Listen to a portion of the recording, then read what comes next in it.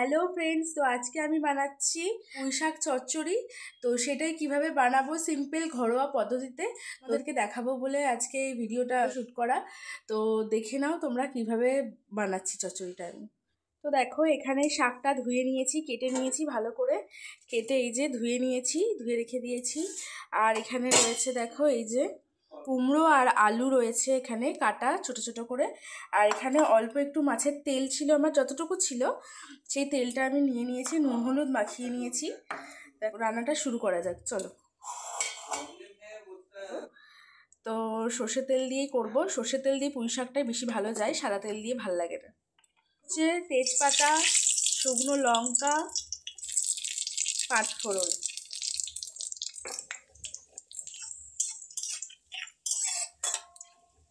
পর দিয়ে দেবো হচ্ছে ওই যে মাছের তেলটা ছিল, এই মাছের তেলটা দিয়ে দেবো। এটা আলাদাভাবেও করা যায়, মানে এটাকে আলাদা করে তুলে আমি একেবারে ফোড়ন দিয়েই বসিয়ে দিলাম। তোমাদেরকে যতটা শর্টকাটে তাড়াতাড়িতে করা যায় সেটাই দেখাবো। দেখো এটা ভাজা ভাজা হয়ে এসছে, তো প্রচুর ছিটকাচ্ছে তেলটা। এর মধ্যেই আমি পেঁয়াজটা দিয়ে দেবো।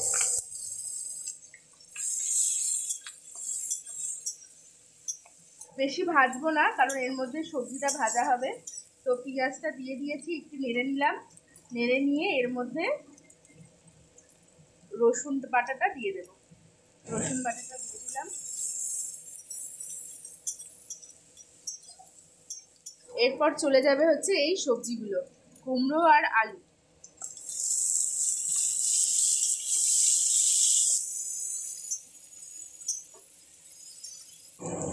এর মধ্যে দিয়ে দেবো এই যে হলুদ, দিয়ে দেবো এই যে অল্প করে লঙ্কা, কারণ মেয়ে খাবে, ঝাল খেতে পারে না। দিয়ে নেব।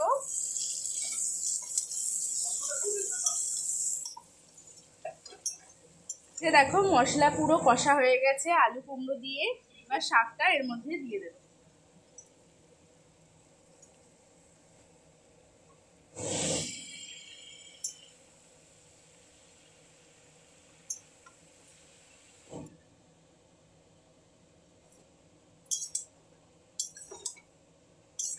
এই যে নুনটা দিয়ে, এবার নুনটা দিলাম। তো নুনটা দিতে এতে জল বেরিয়ে যাবে।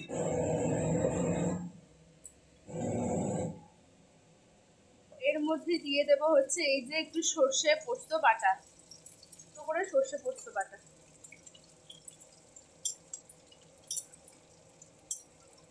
তো প্রায় সিদ্ধ সিদ্ধ হয়ে এসছে, জলও আছে। এটা পুরো একদম মাখা মাখা করে ফেলবো, যে জল জল আছে দেখছো, তো এটা মরে গিয়ে একদম পুরো শুকনো শুকনো হবে।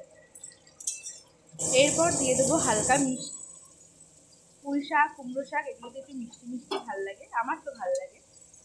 দিয়ে দিলাম একটু মিষ্টি।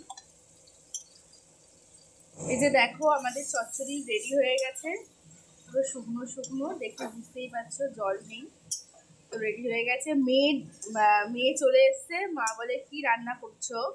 তো আমি বললাম যে শাক রান্না করেছি, বললো আমাকে একটু দাও। তো মেয়ের জন্য একটুখানি বাটিতে তুলে দেবো।